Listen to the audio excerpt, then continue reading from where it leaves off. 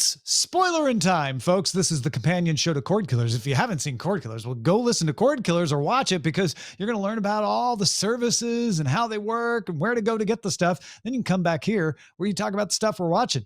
This week, we are going to spoil 2521, episode 4 of season 1, Rick and Morty, season 6, episode 8, and The White Lotus, season 2, episode 5. I'm Tom Merritt. He's Brian Brushwood. Heck yeah, dude. Which one are we starting with? The White Lotus 205, a.k.a. That's Amore, with what I thought was an interesting, this is not even related to the story that much, but they had Lucia's friend sing a slow version of That's Amore, which is kind of what shows do now for theme songs and trailers, is do slow versions of popular songs. And I thought it was quite effective. Well, and not only that, kind of talk about an Italian cliche of a song that right? You would have a hard time imagining. It's a silly song. Yeah. Oh no, it's corny. It's cheesy. You think of your grandparents. And she didn't change the lyrics. Right. And no. Exactly. And she managed with a straight face, like a pasta fazool, and made it, I don't know. When the moon hits it your worked. eye like a big pizza pie, and she sang it like slow and brooding. And also, the fact that she got that gig. Yeah, let's walk in time slightly backward from that, because just before then, we're at a point where I realized earlier that there's no time 2 to 3 characters are on screen that there isn't a deep, multi-layered interconnection between them now. Like, the knot is as tight as we have seen. And now it reached all the way to the front desk, where she immediately says, is it Mia and Lucia? Is it Mia? Is that her name? So Mia says to Valentina, I believe is her name, yes. At the front desk, she just casually throws out, "You're gay, right?" And then Valentina, who hadn't even realized this about herself, maybe until that moment, reacts and startles. And she's like, hey, if you like girls, then why don't you help a girl out? And then that's what gets through and gets her the gig. Oh my God, the game is really on at this point. This every single scene is strong and electric and agonizing and wonderful. It's great. My interpretation of the Valentina interaction was like, oh crap, everybody has a triangle, right? Valentina went from unimpeachable, right? She is the force of nature who runs this with an iron hand, to, she's got a weak spot, and that weak spot is Isabella, and she's definitely treading over the line by reassigning Rocco for her own personal interests when Isabella does not appear to be interested. And then when Mia came up, and Valentina, I saw on her face fear of being exposed. In other words, she didn't want to be outed, followed by attraction, yes. Or at least interest. And then now suddenly it's Isabella and Mia are Valentina's weaknesses.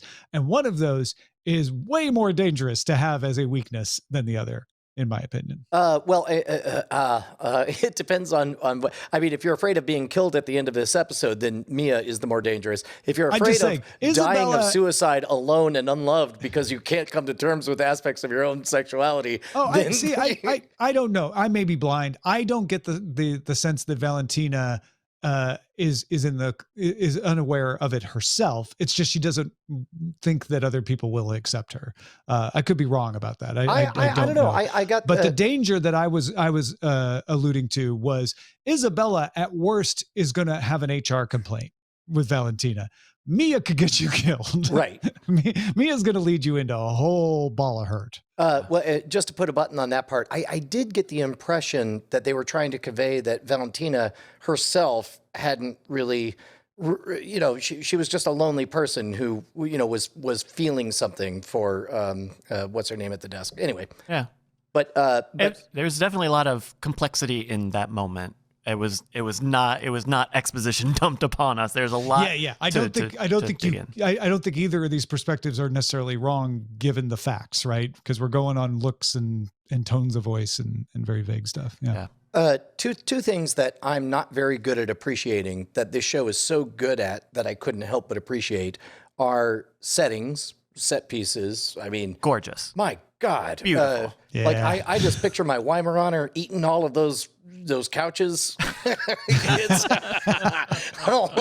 I mean, it's really something. And You're also, like tallying up the bill to pay for the Yeah, damage. right? Yeah, It's like, yeah. why Making this sign to the dog. Hey, I need my money. why doesn't my house look like that? Because you have a dog. And likewise, the subtlety of excellent acting. I don't know how many takes it gets to convey so many layers in a blink and a response and a smile that turns into a frown, that turns into a thought, and all of that stuff. It's Malcolm Gladwell talks about it in one of his recent books about how you can watch an episode of Friends with the sound off and you will have no question about whose motivation is what, because all of their behaviors are 100% congruent with the things that they're saying. In this case, this show's extraordinary because there is a second layer beneath what they're saying that they are behaving 100% congruent with, and it is hypnotic. It is intoxicating. It's amazing. And the Italian tragedy of it all is so laid bare. I mean, they go to friggin' Madame Butterfly in the middle of this episode. Right. But they're setting up a lot of like dire stakes with all of these illusions between Tanya being again heralded as like the tragic Italian heroine to just everyone who's in very dangerous positions now. Yeah, and there are so many. I mean, we talked just now about whether Valentina is motivated by X or Y, both of which could be possible.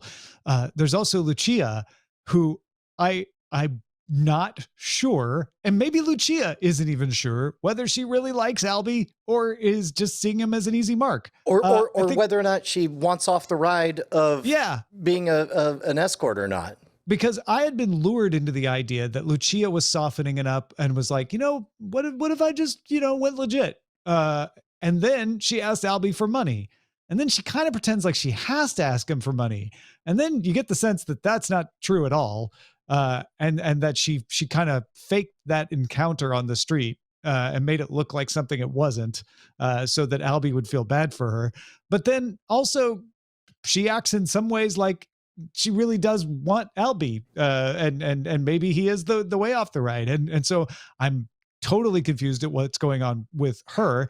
Not to mention Jack and Portia, where I think we all, at least I was, lured in the sense that like, oh, well, Jack is just kind of a bad influence, a bad boy, and that's why Portia likes him, into realizing, Jack may be doing to Portia what Quentin is doing to Tanya, which is like, let me lure you into our palates for unknown reasons, because Jack is definitely having sex with Quentin at the end of this episode.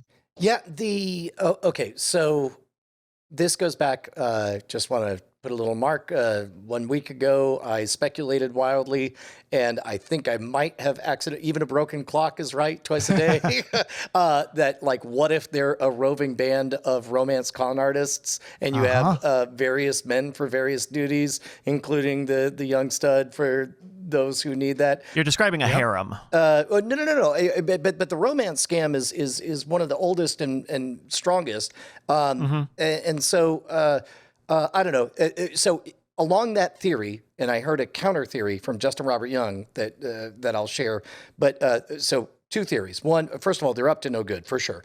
One theory, they're a roving gang of romance con artists. The other theory that Justin told me he heard about was, what if they're on a hit against Tanya? I said that. Oh, you said that? Yeah. Okay. Also, spoiler alert, Justin Robert Young is secretly Bryce Castillo. Hi, it Sorry. finally came out.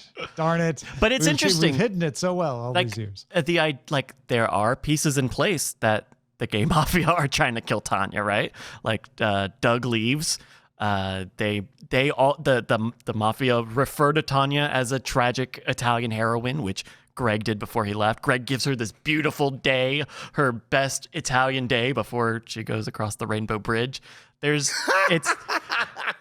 not, and Madame Butterfly also ends in death. Quentin talked about meeting a cowboy in Wyoming that he would do anything for. Sorry, did I say do anyone? No, leave it. Make no edits, Bryce. And Quentin very, very clearly tells Tanya, like, Beauty is worth dying for, don't you think? Would you be willing to die for Beauty? Yes. And also, prenup. Maybe Greg can't get money if they divorce, but if she passes away, and he's not even in the he wasn't even in the country for 4 days before that. There could be something there, but that's the flight of fancy that the White Lotus gives you. This is the beautiful flight of fancy. Well, and counter argument would be a couple of moments that are significant to my con theory. Is one, I think it's significant that Jack says he didn't have his wallet. I think that they could only afford to portray themselves as being wealthy and not needing money. I think that he actually possibly doesn't have the not money. their palazzo. Yeah. Oh, yeah. And they mention like not being liquid, right? That in a few episodes ago, they have a whole thing about it. Like, we got money, but that's all tied up in property. Yeah, right. You know how that is. So. I hadn't even thought about that till just now. They do a bit of foreshadowing on that very point when Tanya is like, the nice thing about rich people is they don't want your money. Yes, they do that. And then the third of the triad in my theory was when she's there acting like a rube saying, is that the queen of Sicily? And he humors her saying, yes. And everyone looks at her to like, after she waves, everyone's like trying to pull a prank on her almost. Yeah. All of that, to be honest, all of that led me to a place where the final reveal that Jack is having sex with Quentin or whatever felt like, that was my theory, is that they were a roving gang of gay con artists. Yeah. Yep. Making Aubrey, Cameron, Ethan, and Daphne, the last thing we talk about amongst all of this. Yeah. Wait, no, we still have the intergenerational generations too. Not understanding how to love somebody that we still have to get to. Oh yeah, that's true. I kind of feel like that's ancillary to Albie's story, but yeah, there's a little more to Dominic and his dad going on. But I mean, the Daphne Harper story is just the string being pulled taut this entire episode, right? That Aubrey and Ethan now know that each other knows. Now Cameron knows that they all know, and by the end of this, I'm pretty sure Daphne knows what went down, and Daphne given some cold-blooded advice to Harper as well. That scene, that sequence where Daphne shows, is talking about her trainer and all that stuff, and ends up showing a photo of her kids. Great moment. The trainer has big blue eyes and blonde hair, and then she shows a picture of a child with blonde hair and big blue eyes, and says, "Oops! Oh, is that my child?" And there's so many. My child might not be Cameron's child. There's so many layers to that, right? Like, is she saying? I've been reading this. I love this show so much. I've been reading up a lot about it. But is she saying like, oh, I have kids that are keeping me in this relationship? Is she saying, oh, I have kids with my trainer and that's keeping me? Is she saying, hey, I have a family. Don't break up my family. It could be any number of things. It could be all. I originally read it as that whoopsie moment. I am loath to admit that I didn't even put together that it would be her trainer's child and not Cameron's.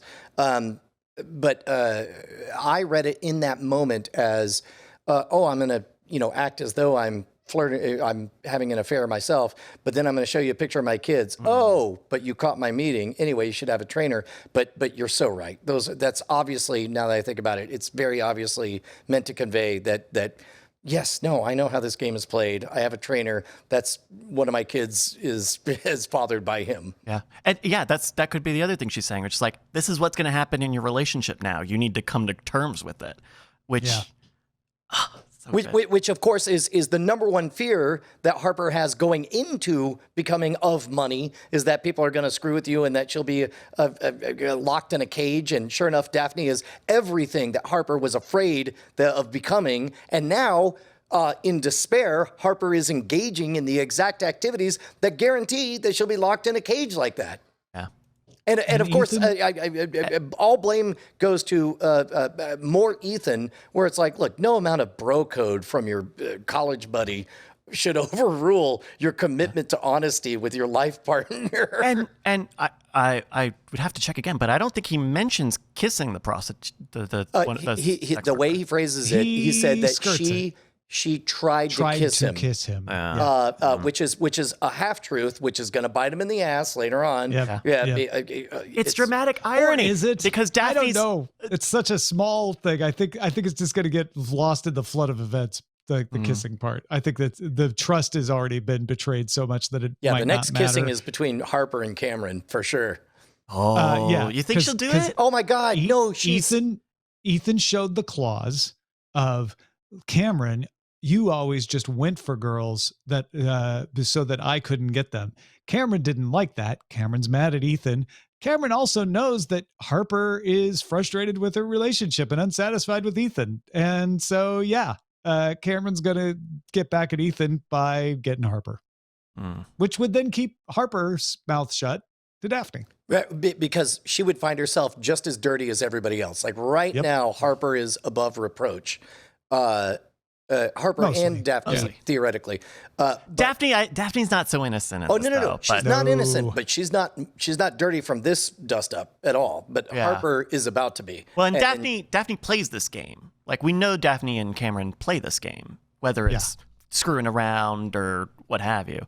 So I feel like once they break her the news, I think she's not going to care. I think she's going to be like, I know. I'm sure. Great. Put it on the pile. I'm just going to have another kid with my trainer. The scene with Dom and his father when they're having dinner together is such a great scene where we see Dom sort of realize he is a halfway distance between his father, who is he pretending he doesn't know? Is he just accepting the way that he acts? And Albie, who is trying to be innocent and naive, but also definitely has fallen in love with a hooker twice now. And is also lying about it, and is also engaging in all of every single thing he accused his dad and grandfather of doing, he is doing. And he knows it. He knows she's... but he's still a sanctimonious. He's holy, I tell you. He's a sanctimonious piece of work, that one. Yeah. Good stuff. It's a good show. It's a good show. In some ways, the slowest episode of the season, too. Right? Oh, but no, it was electric. What? I couldn't take back. In terms of things that happened, very little actually happened. Well, that's what I mean.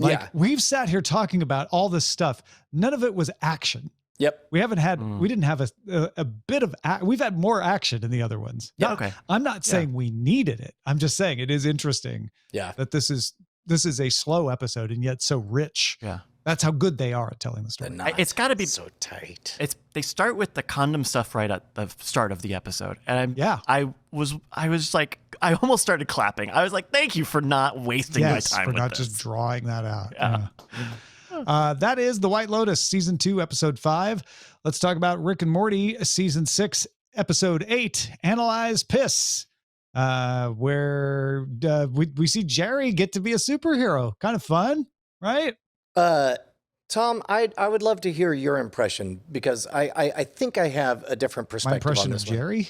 Yes, please. I'm a superhero. I'm Chris Parnell. There, okay, that's good. I don't have very good. I enjoyed the episode. I thought it was a fun premise that the family just turns on a dime when Jerry gains power and loves Jerry more than Rick, and then turns back on a dime later. A fun little Rick and Morty bit. I thought having Rick have to go solo and become whatever the piss man was called. I can't remember his name now. Pissmaster. Thank you. I thought that was an interesting side jag and sort of a fun way to play with the motivations of Rick. Not the most complex episode that Rick and Morty's ever done, but I enjoyed it. What about you? As a longtime listener to Harmontown before it ended, this is practically a documentary of the last couple of years of Harmontown. The time that Rick and Morty got picked up for, 8 more seasons and 100+ episode or whatever, that Dan Harmon was on the hook for, like, he finally had done it. He had finally won. It's around the time that Dan Harmon deleted his Twitter account because he saw James Gunn get canceled. And he said, I'm tired of getting suckered into arguing matches with people constantly trolling me to get me to engage. So he deleted his Twitter account. Next thing that happened was somebody on 4chan says, why did he delete his Twitter account? And somebody else on 4chan said, I don't know, maybe this. Found a random 15-year-old, looks like it's recorded on a potato video of a skit he did that's 1 minute long where the bad guy took a baby and pretended to be humping it because he's he needed to clearly make it a bad guy. And all of a sudden, Dan Harmon had no platform to respond to this.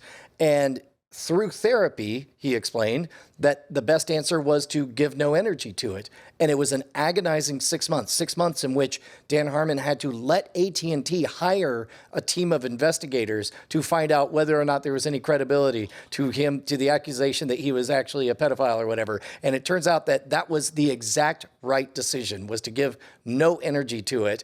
And it was only months later that he was able to talk about it. And that is exactly what Rick Sanchez does in this episode, is he responds to the trolls, goes to therapy. This is the spiritual sequel to Pickle Rick. And it's a transformative one where we see Rick super powerful, actualized, and doing the kindest thing possible when he tries to revive Pissman or Pissmaster, and then eventually taking on his persona because he can't handle the idea of Pissmaster's daughter having her father be a failure. And so even at the moment that he blows himself up or looks like it, and she cries and says, that's my dad.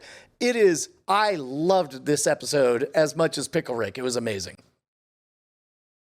So it was an inside joke. No, it was... I feel like I was set up by you making me go first. I'll be honest. Well, no, just because I I didn't want to cry. Well, exactly. I wanted to know how it read if you didn't know all of that stuff. Yeah, that's how it read to me. It was a good episode, but yeah, there's so much more depth to it that I had no idea about. I didn't love this episode. Really? Oh yeah. I think it's funny. It's well written, but I was left at the end of it like, what? What am I supposed to take away from? And look, people get on me that I want all these shows to have character development and morals and stuff, but I would just love it to not be a big wank session of like, how right is nihilism, and how much should I care? How much should I care about being a good person and other people's responsibilities? And I get that it is the tone of the show that it is not going to answer those questions. So it just feels like it's funny. It's great. It's a great episode, but I just felt like, are we doing anything with this, or is this just jokes? And maybe it's just jokes and it's fine. I don't know. I didn't pull out. I thought it was more than just jokes, even not knowing all of the connections that Brian was talking about. It felt like, I caught the like, oh, this is an analog of being on social media and having people take pot shots, and how if you don't give them energy, it starves them of it. And I thought it was like I said, a fun device to have Jerry be successful. We've only seen it once before when he was Wolf Jerry. Mm-mm. Yeah, and for what it's worth, Jerry kind of was not a total idiot about most things. I like that they didn't lean too heavy in, because we've seen Jerry become somebody interesting and very competent in the Cronenberg universe. But so it was great that they didn't waste our time on that. Yeah. I don't. Jerry killed that guy. Jerry killed the piss guy, and I don't know. It's killed the piss guy. The piss guy killed himself. Well, he did write a letter blaming him. I think we do need to have a difference between it's the next thing too, and he did. Sure. He didn't kill him, but he certainly next best thing to it. Yeah. Yeah. And I don't know. There's the other thing is like there's just so many threads, right? Like the daughter thread is not even addressed in this episode, but it's totally a huge pull on why he even bothers with this. Yeah. I don't know. It's funny. Yeah. No, it's so good. I intend to watch it a second time, which I don't always do. Yeah. Ooh. Yeah. All right. Well, there you go. That is Analyze Piss. A very deep and meaningful episode with a very silly title. That is Rick and Morty season 6, episode 8 as well. Let's talk about 2521, season 1, episode 4. Brian, how'd you feel about this venture into the relationship of Naido and Becky Jin? There's a lot going on, but I feel like the most important parts of this episode were in the last like 12 to 10 minutes. I don't do this to you. I don't tell you that all the good stuff's in the 5 minutes you missed. Sorry. No, I actually don't remember how this one ended. But I do remember being very glad that I'm sticking to my 1.5 speed watching. This one was sort of like in parallel to the episode of the White Lotus. It's the most intimate of the episodes. They're all real characters now that we've experienced so far, but it's also the one where the least amount happens. And it's not for nothing. It's a bit weird that I'm watching at 1.5 speed and I think to myself, wow, this car chase is really slow. Well, it was against a moped. Right. Yeah, and they were mostly following the speed laws versus, like criminals escaping where they just go full out. I did notice that when Beck's car spins out, it spins out like very quickly, but the sound effect is like yeah. We at the end of the last episode we had the big revelation that Koirim was the person on the other end of the chat of the IRC, right? Yeah. Mm-hmm. We've got this 90s IRC chat going on. And really we didn't come back to that in this episode. Instead, we have Yurim finding out that Naido was the one putting the drink in her locker for Jiwoong. We also have Hito figuring out that Kurim has held on to the umbrella, and we did actually come back to the IRC thing. It's the very first scene. It totally disambiguates whether or not it's the two of them talking. It's definitely the two of them talking. They're like, we're not gonna fool you. We're gonna make sure we're not kidding around this time. It's definitely Yurim and Ito, and I think the rest of the episode is just showing how there's that rift between them, and that even though they're nice to each other when they don't know who each other are, there's problems when they do, kind of underlined by the big, sort of accidental dinner where they all ended up at Yijin's landlord's house by mistake, help the mom pick up all the loaches off the floor, and then have to pretend like they like loach soup, and all sort of also pretend like they like each other, which I felt like that was fairly well earned because at a primal level, I mean, there's a reason that we tend as humans to pair bond over meals because that was so important at an ancestral capacity. And I felt like, it was kind of a wacky setup for it, but it never felt forced, even though the situation felt super awkward and strange. And I like the fact that this is also the first time that in the middle of an episode, we jump out of the 90s story to current day to contextualize things. I don't know. I was there for all that. Yeah, I like the bit where Yurim and Ito have a moment where they bond over catching the loach and then realize, oh wait, we hate each other. We can't be happy about that. I think that's kind of a tie into that IRC chat too. But yeah, you're right. We get the Minche looking at the picture and then mom seeing the picture and sort of like, when was that? But also remembering enough to be like, oh yeah, Yurim and I hated each other back then. Right. So what else? One of the central themes of the show is whether or not it's appropriate for somebody who's a mature adult at the age of 22 to court or end up dating somebody who's minor at 17. This was the first episode that I felt the pressure of that because the sensual, I don't want to say sexual, the sensual tension during the setup to the fencing match felt overly intimate and strange to me. Like we haven't seen older guy hitting on Hito like that before, and it made me feel a little bit squeaky inside. I didn't care for it. Although this also in this episode, because they're very long, Tom. They're very long episodes. So long. We also had the rejected interview and the prank and the blanket and everyone knowing that he lost a job interview because he passed out on a street. Yeah. You see her get back at him in a very immature way that ends up kind of working, right? And kind of breaking that impasse between them over him not immediately saying Yuri was wrong.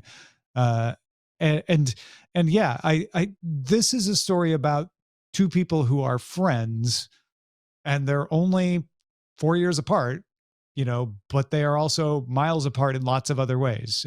One being out of high school, one still in high school, one being from a rich family that is now hit poor times, one being from a middle-class family who's only experiencing the troubles because it shut her school's fencing program down. So yeah, I think that is an important part of the story to keep an eye on. And I don't know if you caught the newsroom situation where Hito's mom is advocating for them to hire people who haven't graduated college because so many people have had to drop out of college. Yeah, by the way, weirdly prescient. This morning, I read an article in the New York Times about how so many companies are saying, you don't need a college degree. And I was like, dang right. Like, I literally don't know how many people I work with went to how much college. Yeah. And I thought that was a really well executed presentation of the arguments of both the establishment of like, but if we do that, how can we be sure? And her going like, how can we be sure anyway? All they ever do in college is drink and date. Let's just get people who are good. I like that scene. Yeah. Anything else in this episode? No, they're long episodes, Tom. They're very long. You may have mentioned that. Yeah. They're long. Yeah. All right. I did try the 1.5 speed a little bit. Yeah. It was okay. It was all right. Yeah. Because it's subtitles, so I need to read and then I got to pay attention. But if it's going so fast, then Well, are you in for another week? Oh, yeah. No. I'm in it to win it. Yes. All right. Because next week we're getting the move towards the competition where Naido has to try to make the team. Ooh, right on. We're going to get our first actual fencing competitions. Finally, some fencing in the fencing show. Okay, all right. we got other stuff and we have a heart out. All right, that's 2521, Season 1, Episode 4. Next week, we will be talking about The White Lotus, Season 2, Episode 5, or 6, 2521, Season 1, Episode 5, and Rick and Morty, Season 6, Episode 9. You get all of this stuff a little earlier if you're a patron, so go check it out and sign up at patreon.com/Cordkillers. We'll talk to you next time.